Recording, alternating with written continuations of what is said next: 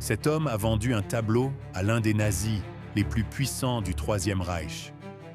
Après la guerre, on l'a arrêté, non pas comme faussaire, mais comme traître ayant bradé un trésor national à l'ennemi.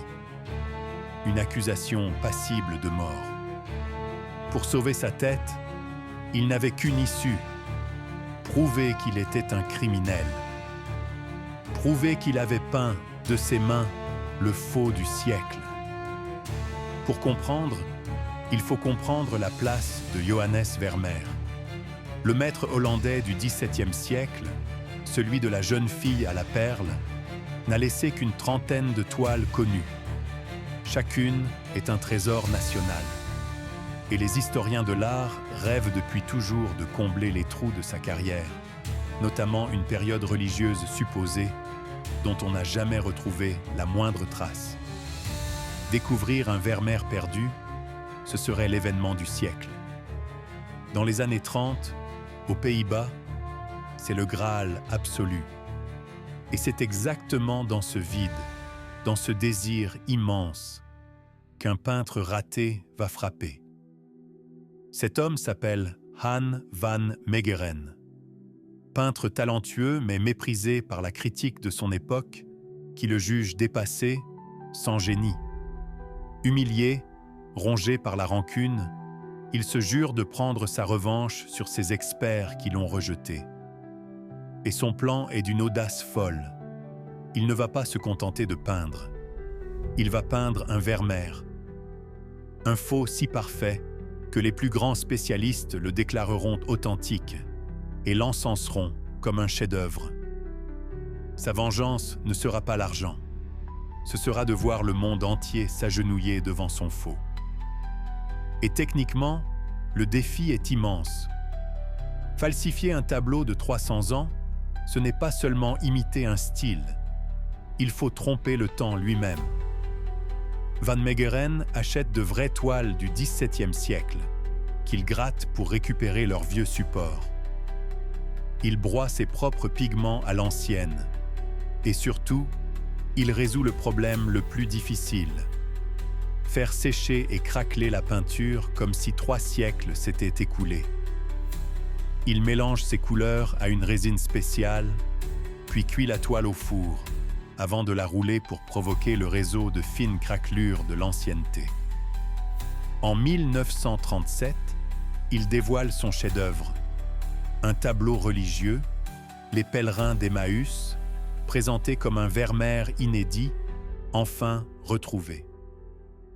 Le plus grand expert Vermeer du pays l'examine, et non seulement il l'authentifie, mais il le proclame le plus beau tableau que le maître ait jamais peint. C'est un triomphe absolu. La toile est achetée une fortune par un grand musée, exposée comme un trésor national. Van Meegeren a gagné sa vengeance. Les experts qui le méprisaient s'extasient devant sa propre main, sans le savoir. Et il ne s'arrête pas là. Fort de ce succès, il enchaîne, vendant faux Vermeer après faux Vermeer, à des collectionneurs et des institutions, et amasse en quelques années une fortune colossale. Mais en pleine guerre, l'argent et l'orgueil le rendent imprudent. L'un de ces faux Vermeer, intitulé « Le Christ et la femme adultère », arrive entre les mains de Hermann Göring, numéro 2 du régime nazi, collectionneur obsessionnel. Pour l'obtenir, Göring échange 137 tableaux pillés. Van Meegeren vient, sans le savoir, de signer son arrêt de mort. Car ce tableau, considéré comme un Vermeer authentique, est un trésor national hollandais. Et l'avoir livré au plus haut dignitaire ennemi fait de lui, aux yeux de la loi d'après-guerre, un collaborateur. En 1945, la guerre finit. Les Alliés retrouvent le tableau dans la collection de Göring. Ils remontent la piste jusqu'au vendeur, Han van Meegeren. Il est arrêté pour collaboration avec l'ennemi et pillage du patrimoine national. Le chef d'accusation est terrible et la peine encourue peut aller jusqu'à la mort. Van Meegeren se retrouve alors face à un dilemme vertigineux. Soit il se tait et passe pour un traître qui a vendu un Vermeer aux nazis. Soit il avoue l'impensable. Ce Vermeer n'en est pas un. C'est un faux. Son faux. Et plutôt que de mourir en traître, il choisit d'avouer qu'il est l'un des plus grands faussaires de l'histoire. Mais personne ne le croit.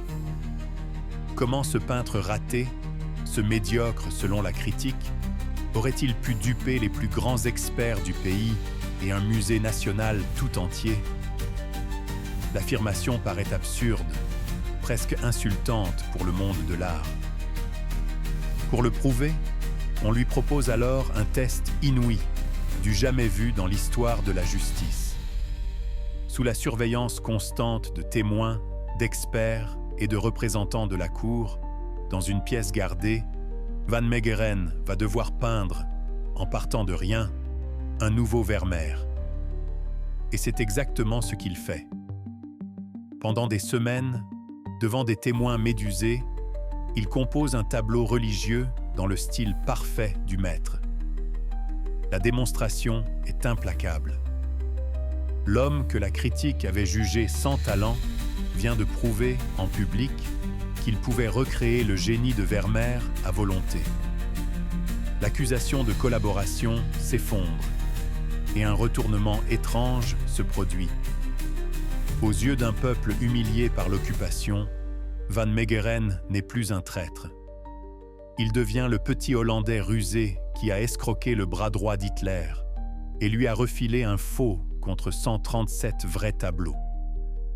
En novembre 1947, Han Van Meegeren est finalement condamné, non pour trahison, mais pour faux et escroquerie, à la peine minimale, 1 an de prison. Il ne la purgera jamais. Quelques semaines plus tard, le cœur usé, il meurt à l'âge de 58 ans, au sommet d'une célébrité qu'il avait cherchée toute sa vie. L'homme qui voulait être reconnu comme un grand artiste est finalement entré dans l'histoire, mais comme le plus grand des faussaires. Et son affaire pose une question qui dérange encore les musées aujourd'hui. Si un tableau a été admiré, étudié, adoré pendant des années comme un chef-d'œuvre, perd-il vraiment toute sa valeur le jour où l'on apprend qu'il est faux? Si cette histoire t'a happé, abonne-toi à Milliardaire TV et dis-moi en commentaire, un faux génial vaut-il mieux qu'un vrai médiocre? À très vite.